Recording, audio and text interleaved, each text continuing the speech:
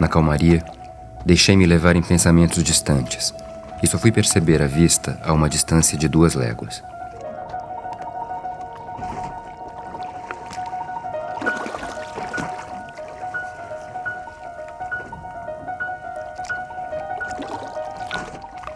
Por volta do meio-dia, como fazia vento de noroeste, avançamos pouco e tememos derivar. Porém, o vento soprou do sul e nos colocou em situação de passar entre a ponta setentrional da ilha de Santa Catarina e da vizinha, Arvoredo.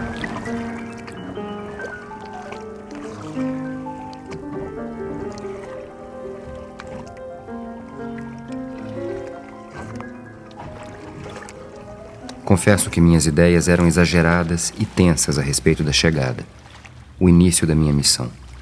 Mas quanto mais eu me aproximava da terra, mais a realidade excedia minha expectativa.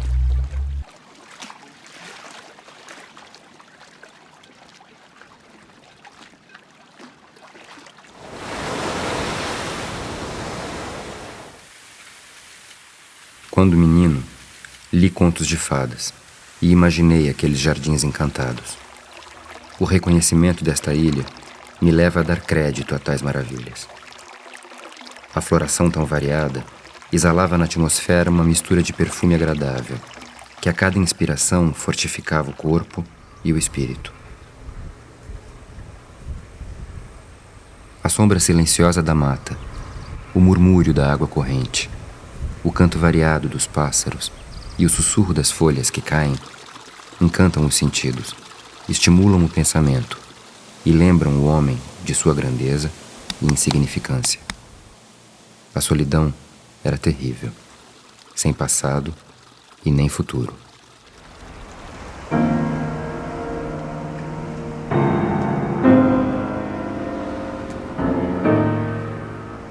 Das fortalezas da ilha, lembro o que escreveu um inimigo da coroa. A guarnição consiste em 20 soldados meio nus. Suas fardas parecem roupas de mendigos. As armas dessas sentinelas descalças estão cobertas pela ferrugem. As fisionomias pálidas e famintas revelam com evidência que são tropas portuguesas.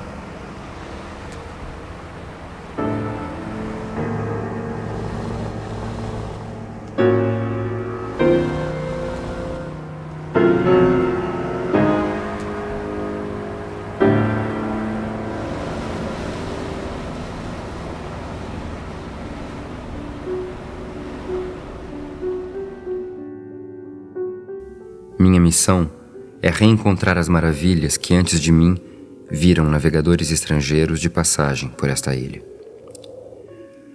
A memória deixada por meus antecessores é variada e imensa, porque cada um deles tem nacionalidade, humores e objetivos diferentes, o que faz compreender por que os inimigos da coroa portuguesa se empenham em depreciar os soldados desta terra, vendo as misérias que só existem no território da imaginação destes detratores. Agora, deixa eu ver se a gente averigua se está alguma coisa. Aproximar-se com cautela é necessário. Tentei compreender a que senhores serviam e de que ideias se nutriam, mas os textos se entrelaçam em temas disparatados e séculos distantes, em mistérios e guerras sem fim. Secretamente, estes relatos sugerem que o olhar do passado pode revelar o presente. Mas não basta esta magia simplista. Desejo mesmo a união destes 2 tempos e destes 2 mundos.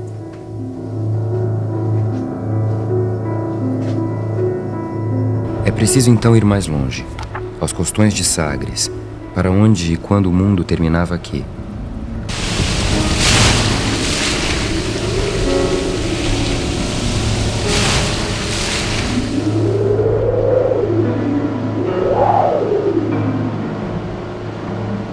O mar-oceano abrigava monstros. O calor derretia os navios e só se podia navegar próximo à terra.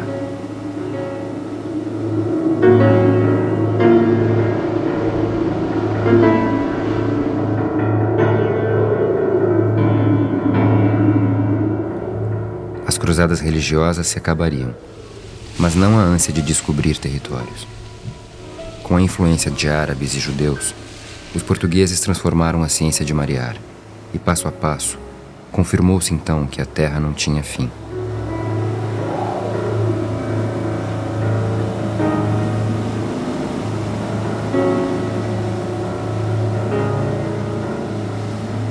A geografia mudou e se tornou possível encontrar os povos das terras então desconhecidas e negociar ou escravizar.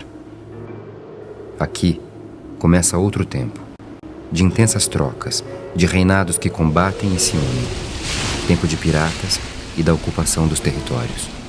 São desse tempo a maior parte de minhas pistas. O que foi deixado pelos navegadores com relatos de viagens serviu para disseminar as verdades e as fantasias sobre o Brasil. Os leitores destes relatos acreditavam em tudo, até porque tudo era distante e parecia verdade. Mas hoje, eu mesmo já não sei o que é certo.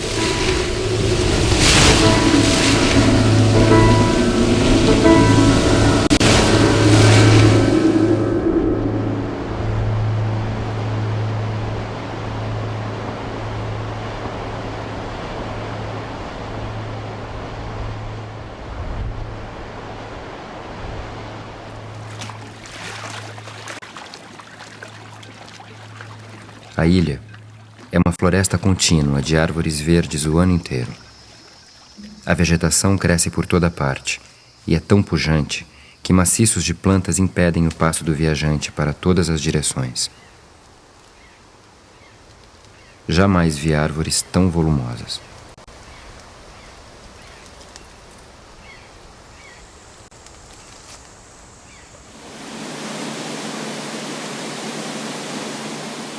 Em 3 dias, um navio pode, com a maior facilidade, completar a sua água, mesmo que necessite de 100 toneladas.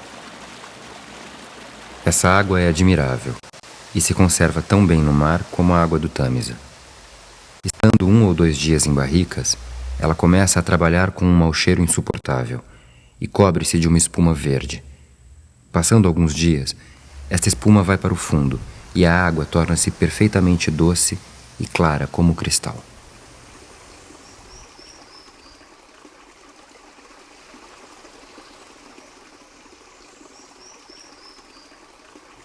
Há uma grande variedade de aves de cores curiosas e formas estranhas. Em particular, uma espécie pouco maior que um tordo, com esporões em cada junta de suas asas. A arara azul tem o corpo de um amarelo puro ouro. Estes soberbos pássaros estão quase sempre em casais e vê-se raramente 6 ou 8 juntos. Eles se agitam e gritam assim que percebem alguém. Situam-se de preferência sobre as grandes árvores, escolhendo os galhos mais altos para se empoleirar, e alimentam-se dos frutos das palmeiras e árvores selvagens. Acrescente-se a este luxo o enxame de pássaros-mosca que zumbem sobre as flores, e que os brasileiros chamam de chupa-flor ou guainumbi.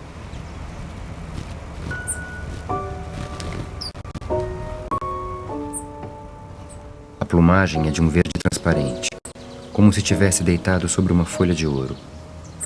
O colo e a cabeça são de um azul turquesa, igualmente com o brilho de um ouro vivo, deslumbrante e polido.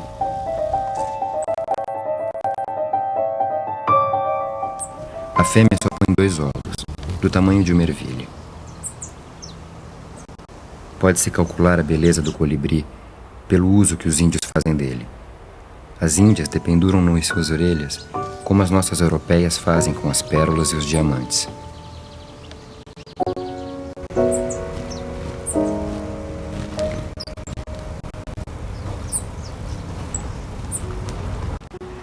Os inimigos estão por toda parte.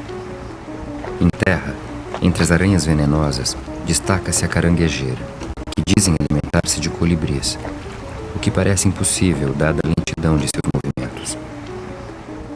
Inúmeros crocodilos nadavam ao redor do navio. Na ilhota de Arvoredo, vimos inscrições muito antigas, que revelam a presença dos fenícios.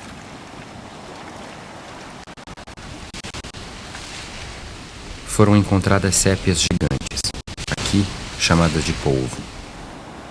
Pescadores afirmavam que poderiam atingir o tamanho de um homem e agarravam-se fortemente a eles, que só se livravam com a ajuda de outros, que cortavam os tentáculos do animal.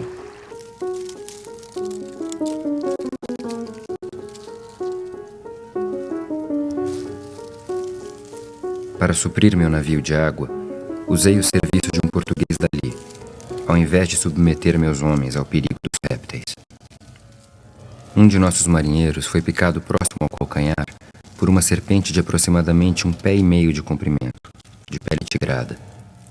Sentiu uma dor no coração e, vendo a perna muito inchada e dolorida, veio me avisar. Comecei tentando diminuir o medo que se tinha apoderado de seu espírito. Ele vomitou várias vezes. Fizemos-lhe engolir, num copo de vinho, teriaga misturada a 10 gotas de espírito volátil de sal amoníaco. Aplicou-se sobre a negra ferida um emplastro com alho. Continuou a dor no coração. Vomitou ainda 2 ou 3 vezes. Aqui, o número de serpentes é tão grande que os mensageiros a caminho do Rio de Janeiro são obrigados a galopar a toda velocidade para se verem a salvo. Quando os moradores falam sobre a cobra coral, acrescentam a observação morte certa.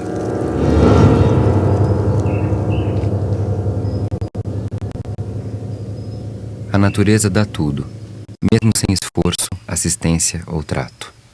O ananás escurece e corrói as facas. Seu sumo é um sabão excelente para tirar manchas de roupas e um preservativo para o mal do mar. Colhi algumas sementes de um pequeno fruto que parecia-se bastante com a maçã do amor. Um português que estava comigo chamou-o de maracujá e disse que o fruto não se comia, se bem que ele não conhecesse nenhuma qualidade que lhe fosse perigosa. Havia também uma grande variedade de outros frutos selvagens.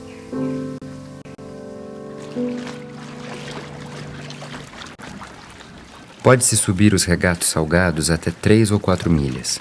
Lá, cada pedra ou até mesmo as raízes das árvores abrigam uma deliciosa espécie de ostras verdes. Um espanhol nos trouxe um dia algumas centenas de ostras. Não se comem mais gordas e melhores em França. Era um verdadeiro creme fresco, pelo gosto e brancura.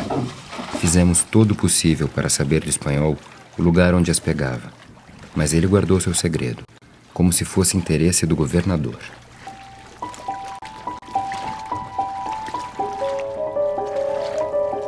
Entre as pedras junto às praias, pode-se encontrar o que comumente se chama de mariscos.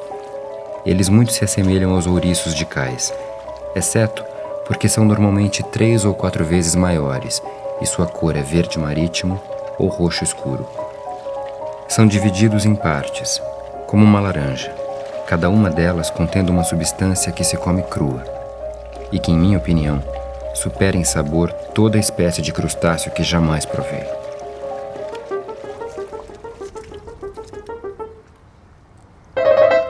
Encontramos, num terreno úmido e pantanoso, uma quantidade prodigiosa de carangos.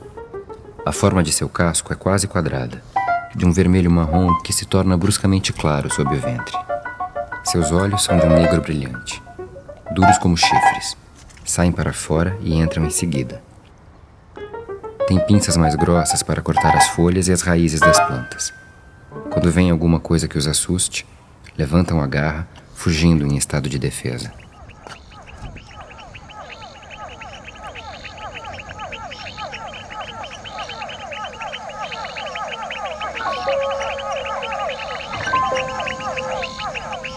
Quando a noite desce sobre este mundo verde, o ar, as ramagens e toda a terra se enchem de brilho, refletindo-se sobre o mar. Com todo esse reluzir de contos de fadas, ecoam os anfíbios, grandes como ouriços, que parecem latir como cães.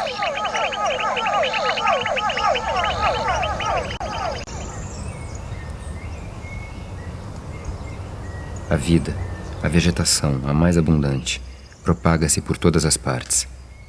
Em todos os troncos de árvores, vê-se um contínuo florescer de fungos e musgos de espécies variadas. Do líquen que cobre as rochas, extrai-se uma belíssima tintura purpurina.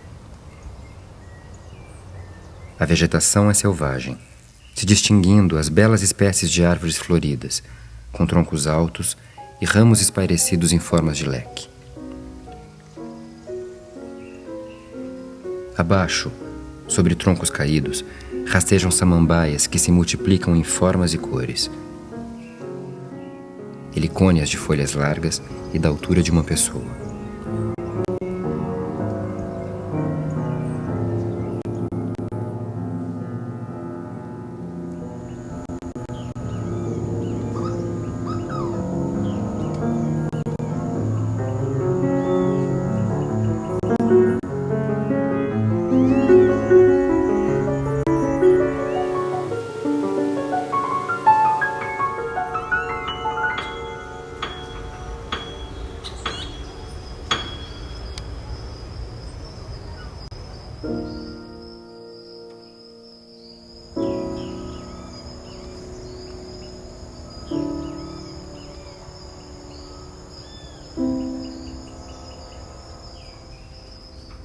Emaranhados erguem-se do chão ao cimo das árvores, e de lá pendem floridas begônias.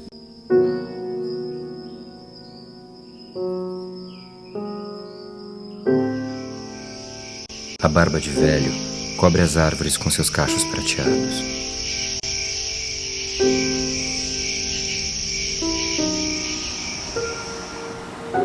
Cactos compõem grupos separados, esguios e rijos.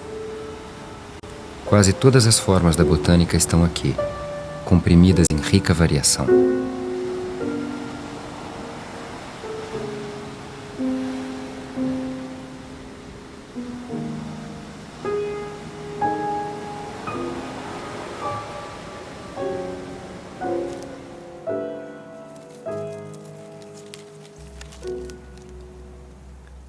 A planta mais singular, na minha opinião, é a que os brasileiros chamam de juquiri. Ela dobra suas folhas e deixa inclinar os ramos ao menor toque. Por isso, sem dúvida, recebeu o nome de erva casta ou sensitiva. As folhas são um veneno mortal. Um filósofo de Malabar ficou louco ao tentar explicar a singularidade deste maravilhoso vegetal. Fato que lembra a lenda de Aristóteles, que se precipitou no Euripo porque não pôde explicar o fluxo e o refluxo.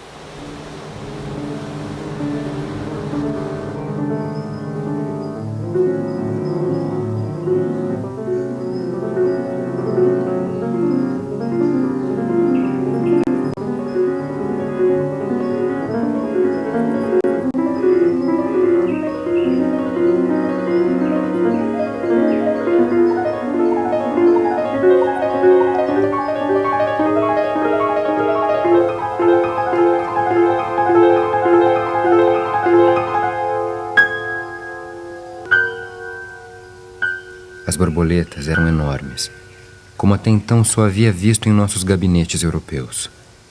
Procuramos caçar apenas nosso objetivo principal, que eram as borboletas gigantes. Logo apareceu o mais belo dos espécimes diurnos, que ergueu-se e distanciou-se com suas asas de atlas e de brilho metálico.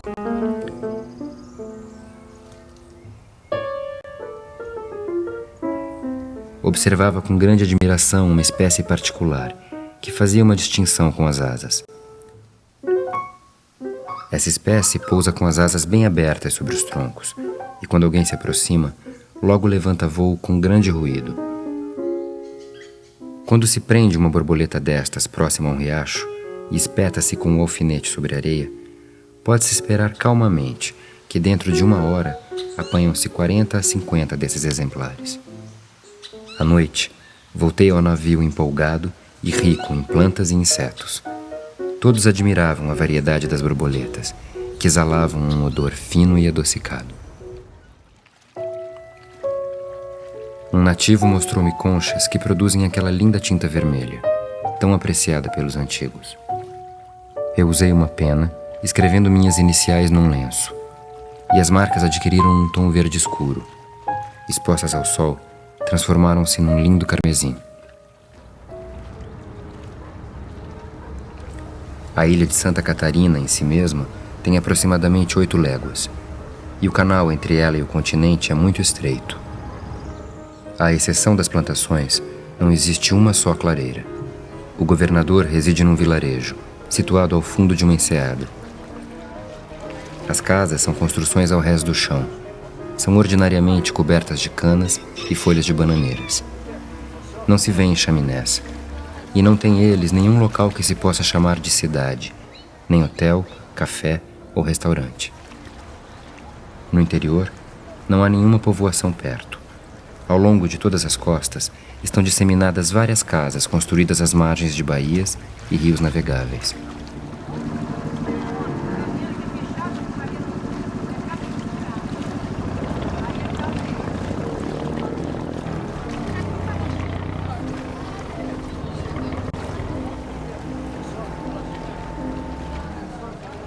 As comunicações se fazem pela água. Mesmo os vizinhos que moram a uma distância de meio quilômetro usam canoas para fazer visitas. Acham mais fácil comunicar-se desta maneira do que atravessar o mato. Até o correio é mandado por mar.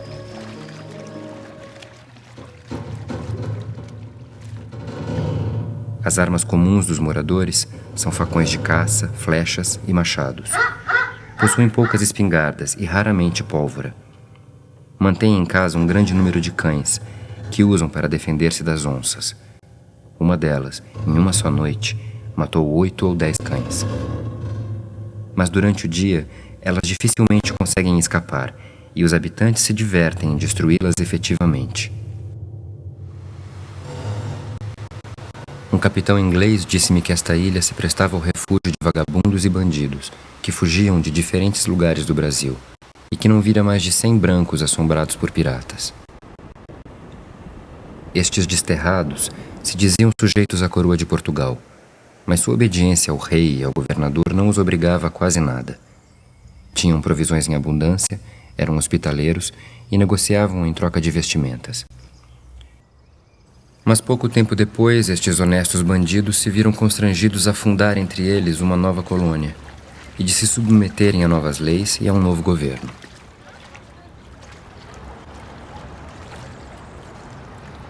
Estou certo de que o inglês, ele mesmo um pirata insubordinado, mentiu para afastar-me daqui, ou para esconder suas atrocidades.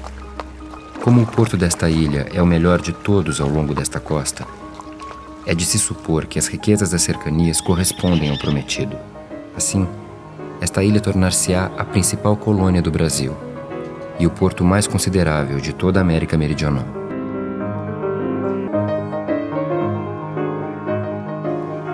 A terra lhes fornece os elementos necessários à vida: as madeiras e as ervas, o algodão e peles de animais para se cobrirem e se abrigarem.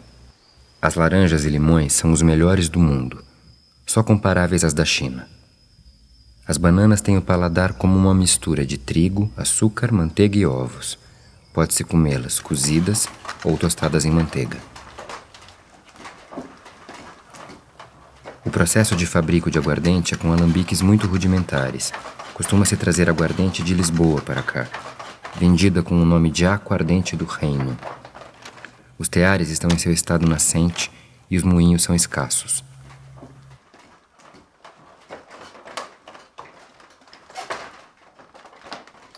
Mas com todas essas imperfeições, não devo me esquecer que são fabricados excelentes objetos de barro. A ilha é cheia de mascates e artesões, e não faltam nunca os artigos necessários ao conforto, vindos da Europa. Encontra-se várias tendas de revendedores, espécies de tavernas onde se dão a beber e a comer, e onde a ralé e os negros vêm se regalar com peixe seco e aguardente. Não estou absolutamente certo sobre o caráter dos portugueses desta ilha, que seriam uma malta de bandidos ou um valha-couto de vagabundos.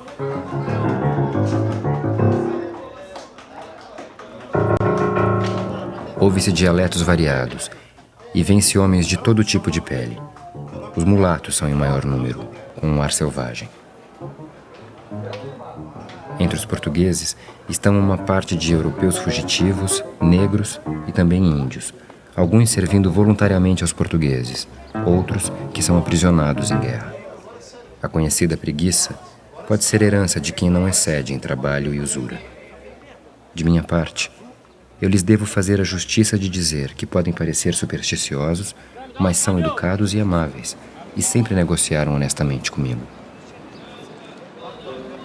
Creio, aliás, que a miséria é apenas aparente, porque são efetivamente mais felizes que os europeus, ignorando as comodidades supérfluas que na Europa se adquirem com tanto trabalho.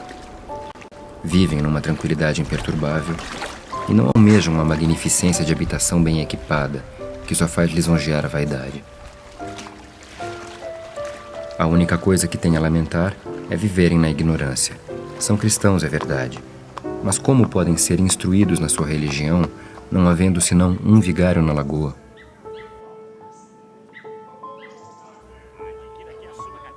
Satisfazem-se com um vestuário de uma camisa e um par de calças, e às vezes um casaco amplo com a ponta jogada no ombro. Os mais ricos usam um chapéu alto demais, com quase 10 polegadas.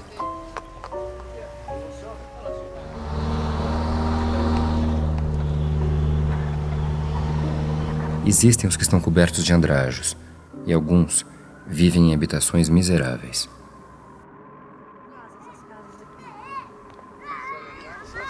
Aqui nós temos do Paraná, temos de Santa Catarina mesmo, do interior, temos do Rio Grande do Sul.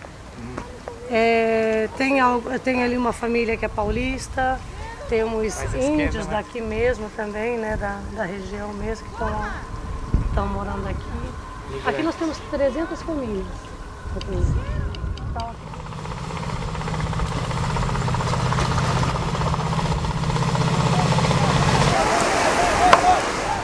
Como eles têm uma grande abundância de diversas espécies de bons peixes, não faltam ótimos lugares para lançar as redes, que são sempre trazidas cheias.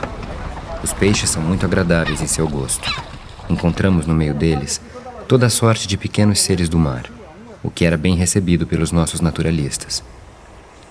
Contudo, pescamos sempre com medo, porque esta enseada é um abrigo comum dos tubarões. Olha o ataque da bicha. Tem um ataque dela com o ataque dela.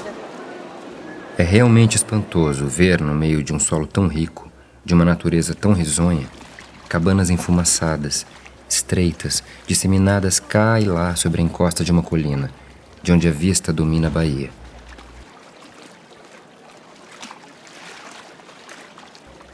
Vivem aqui diversas pessoas abastadas, mas poucas ou quase nenhuma delas é rica.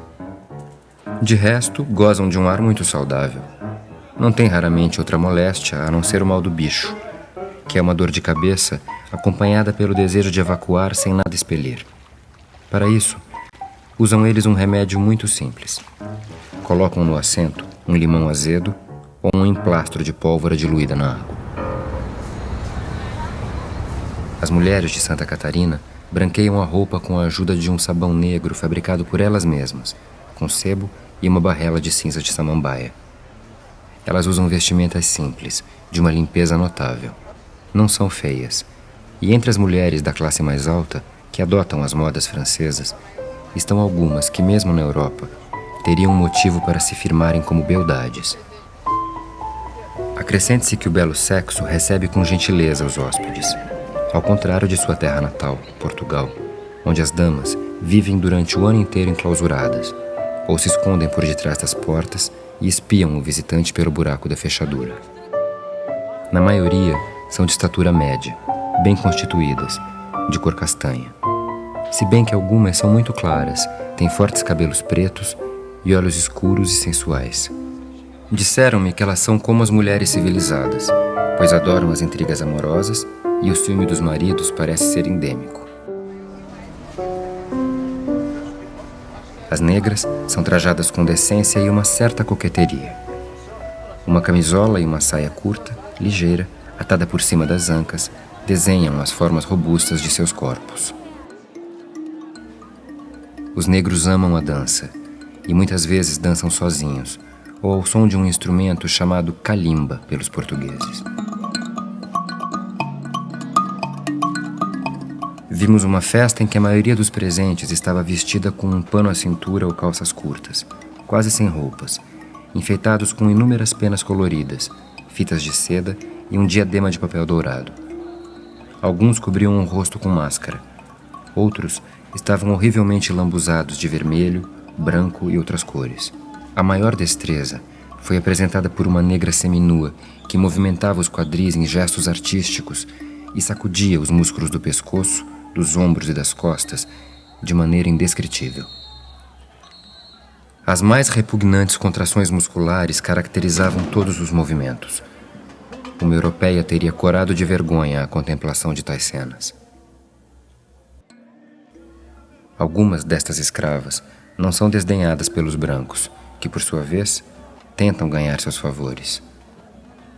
Em geral, elas têm um físico repelente. Naturalmente, não tardou que nos sentíssemos entediados, pois nenhum de nós se sentia tentado a tomar parte daquele divertimento imoral, naquele barbaresco dispêndio de esforços. Além do que, nos sentíamos muito fatigados da penosa cavalgada. No Brasil, para as viagens de visitas, os ricos senhores se fazem transportar majestosamente por seus escravos nessas cadeirinhas, que com a cortina aberta apresentam o aspecto de um trono imperial. O tráfico de escravos ainda florescia aqui. Só o governo de Santa Catarina necessitava anualmente de 5 a 7 navios negreiros, cada um com uma média de 100 negros. A principal riqueza dos brancos desta ilha consiste no número de escravos, que como membros da família trabalham junto com seus senhores e desfrutam com eles de tudo que a casa proporciona. Acredito que nesse vínculo moral entre senhores e cativos se encontre o segredo da manutenção do sistema.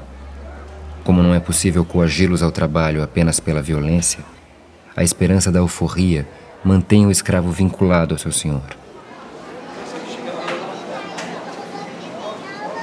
Durante o transporte da África para o Brasil, a maioria morre de varíola ou de tristeza, uma melancolia que, quando se abate, dizima muitos deles. É dolorosa a impressão que se tem desses recém-chegados. O olhar parado, inexpressivo, assustado, os movimentos desengonçados de seus membros, a boca aberta, a dificuldade que se levantam forçados pelo chicote.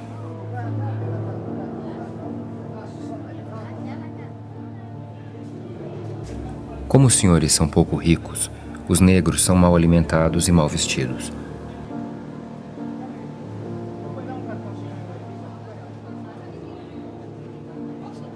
Alguns se vestem à europeia, mas têm sua condição denunciada pela nudez dos pés.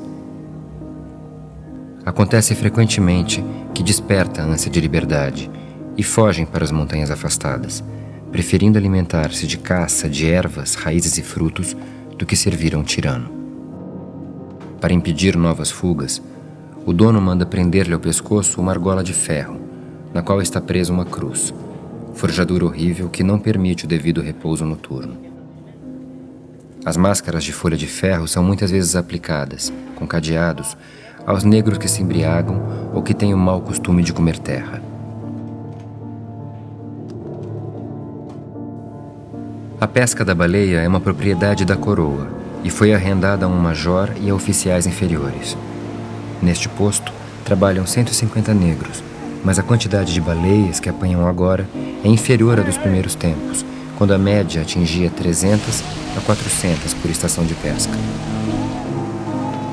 O principal uso do óleo é combustível para a iluminação pública e das casas, mas serve também para argamassa, tintas e vernizes, no curtume e nos reparos dos navios. Não fazem os negros somente as tarefas domésticas e da lavoura. Na verdade, todo o conforto, tudo aquilo que dá ares civilizados a esta vila, depende do trabalho desta gente infeliz.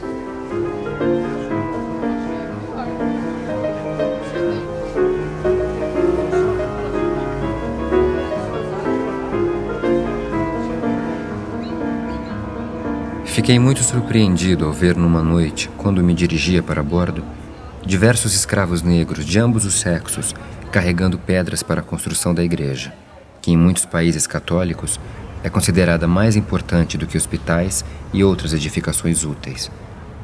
Mas minha admiração diminuiu quando considerei que a recompensa por esse zelo religioso pertencia menos a eles do que aos seus senhores. Como sonham alcançar a terra dos ancestrais, estes filhos da África também ergueram sua própria confraria, a Capela do Rosário, para que lhes seja preparada uma boa morte.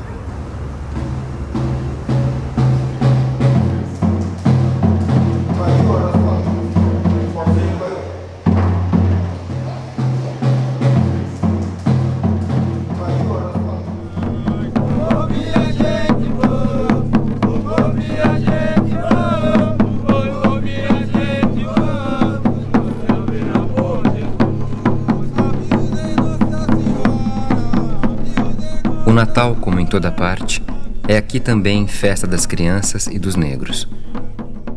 Eles se movimentam por toda a localidade, aos grupos, fantasticamente adornados, indo de casa em casa, cantando, brincando, dançando em troca de insignificantes presentes, entregando-se à mais descontraída alegria.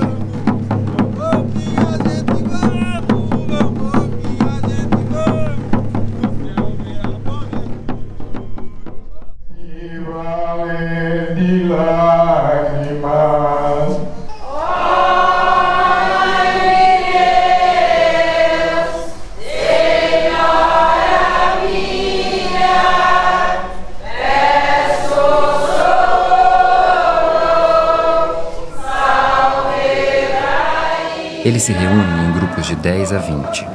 Seus senhores os vestem de seda com ornamentos bizarros, que consistem em plumas, fitas e pequenos espelhos. Cada grupo tem um chefe que está armado de uma espada. Os outros têm símbolos, flautas, tambores e pedaços de bambus talhados em cortes transversais. O homem que toca este instrumento serve-se do acompanhamento de um canto que faz frequentemente correr lágrimas dos olhos dos negros, de maneira que se veem os negros dançando e chorando ao mesmo tempo.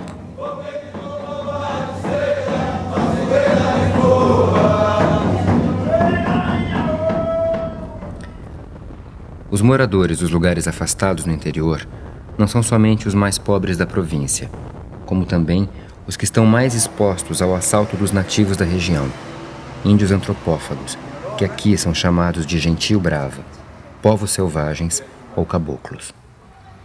Vivem exclusivamente nas matas, em palhoças de folhas de palmeira e bananeira. Em nossas excursões, éramos recebidos com toda a hospitalidade pelos habitantes do lugar. Nos convidavam às suas choupanas e nos ofereciam frutos ou qualquer coisa que dispunham em casa. Sua ocupação principal é a caça com arcos e flechas, armas que frequentemente usam nas lutas contra os vizinhos. Quando queríamos pagar o que havíamos consumido, não nos entendiam. Alguns deles, de vez em quando, agarram de emboscada um português que vive isolado. Sabe-se que atacaram e destruíram famílias inteiras. Não se percebe o menor vestígio de humanidade. De ambas as partes empenham-se numa guerra de extermínio. Olha lá, ficou cravado lá. Levanta a mão, receba a bênção nesta hora. Essa menina vai chorando, já me chora. A sua lágrima o anjo tem colhido, já tem levado a presença do Senhor. Então verá, quando chora de responde, eu uma lágrima no seu rosto derramar.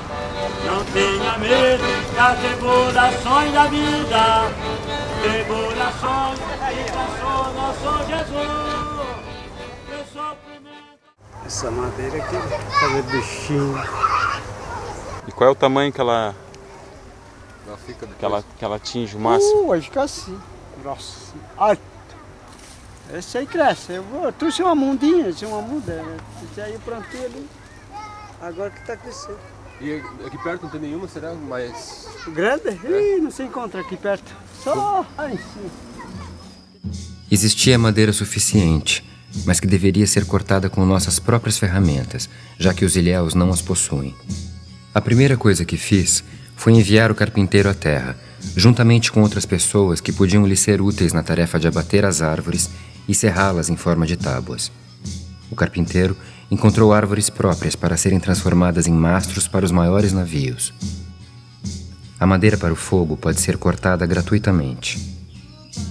O sassafrás, madeira tão valorizada na Europa e conhecida pelo seu bom aroma e pelas suas virtudes contra os males venéreos, é tão comum que nós o cortamos para queimar como lenha.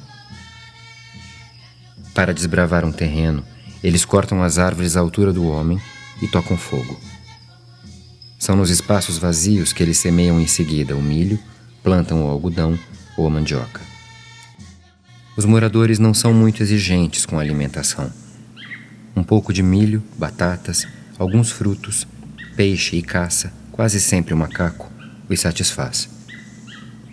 Na espessura de seus redutos vivem os preguiças, os tamanduás, os veados, o tapir, às vezes pesando 400 a 500 libras, e mais para o interior da floresta, porcos do mato, muito saborosos. Nas margens dos rios encontram-se numerosas capivaras. A caça é abundante, mas os bosques são de tão difícil acesso que é quase impossível de perseguir seu animal, e mesmo encontrá-lo quando abatido. Caçamos 2 espécies muito diferentes de fazões, chamados jacotins, mas de um paladar menos delicado que os fazões da Inglaterra. Afora estes pássaros, encontramos os corvos da região, que os portugueses chamam de gralha. Têm o mesmo aspecto e não são ruins para comer. Os papagaios dão um bom prato. Quando este pássaro ainda é muito jovem, arranca-se-lhes as penas em diferentes lugares, colocando-se em seguida uma espécie de veneno licoroso. As plumas que sucedem aos tufos tornam-se então amarelas ou vermelhas, ao invés de verdes, conforme sua natureza. Adquiri um destes em troca de uma fita de cabeça. Falava muito bem o português e aprendia facilmente o francês. Ficou comigo até o começo de maio, quando tornou-se asmático. Entre os presentes que o governador nos fez, distinguiam-se 50 peles de tucanos, arrancadas a partir do bico até as coxas e secadas com suas plumas cor de limão e vermelho encarnado. Os olhos são bonitos, vivos, flamejantes, com a íris verde dentro de um círculo negro. Devemos o conhecimento do macaco, este quadrúmeno que parece preencher o intervalo entre o homem e os quadrúpedes, a um caso singular. Passando por perto de uma casa, escutamos um barulho semelhante ao do lenhador cortando madeira.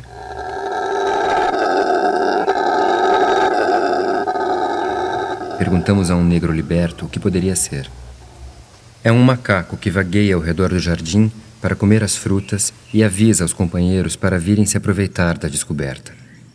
Um dos nossos contramestres emprestou-lhe o fuzil.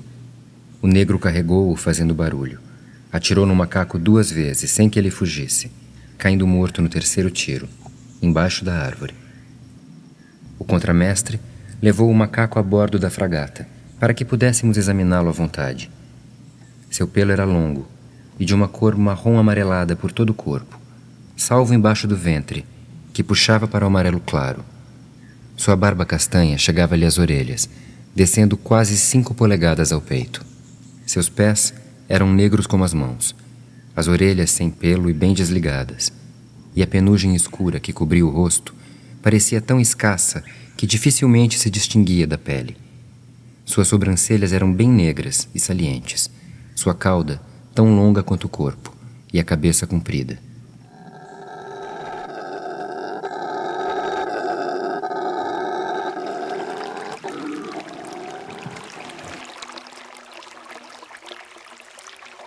A ilha é banhada por um bom número de rios. Entre os principais está o Rio Vermelho, que verte suas águas à extremidade norte da Grande Laguna. O Ribeirão e o Rio Tavares estão ao sul da capital, na parte meridional. É sobre suas margens que se cultivam as melancias e os melões, reputados como os melhores da província. A princípio, grande extensão estava coberta por árvores altas. Após algum tempo, a exploração destas florestas, que deu lugar a grandes cortes de madeira para a construção de navios, deixou muitas áreas descobertas e a madeira de qualidade, atualmente, escasseia. Os trabalhos de corte e ocupação foram realizados com pouco discernimento. Os cimos dos morros estão arrasados e, como a camada vegetal não é de grande espessura, vê-se já transparecer em muitos lugares as rochas de granito que constituem o esqueleto da ilha.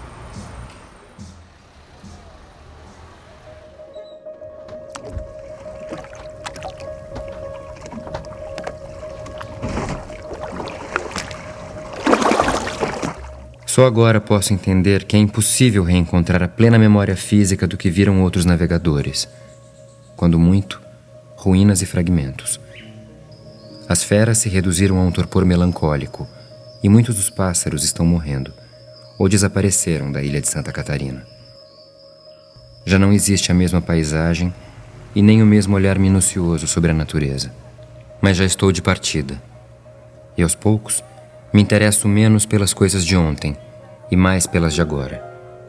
Entre estes dois tempos, há uma sensação vaga, tênue, algo que se expande à medida em que prossigo. É esta memória, como uma fábula, num tempo confuso e ilusório. Nas montanhas em cima de nós, houve uma forte trovoada, seguida por vento terrível, ao uivar como sedenta ave de rapina. As ondas aumentavam, medonhas montanhas d'água se alteavam ao nosso lado, ameaçando a cada momento tragar o nosso barco oscilante. O pessoal de bordo serviu-se dos meus pacotes de pesquisas e anotações como travesseiros e encostos, ficando tudo ao desabrigo.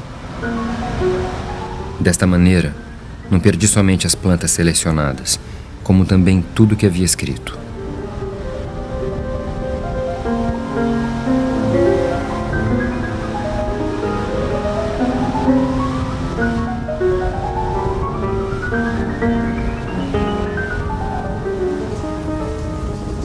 Os únicos que não lamento a ausência são dois estrangeiros que ali encontrei. Um parecia alemão, outro irlandês. Cada um contou a história de sua vida e a situação atual. O que contam semelhantes pessoas não passa de fábulas inventadas, repletas de estranhas aventuras. Estes vagabundos que abandonaram a pátria a fim de arrumar sua vida pela fraude e pela astúcia sempre contam aventuras maravilhosas, para atrair a atenção e levar os ouvintes a ter pena deles. Aliás, não dei nenhum crédito ao que eles contaram.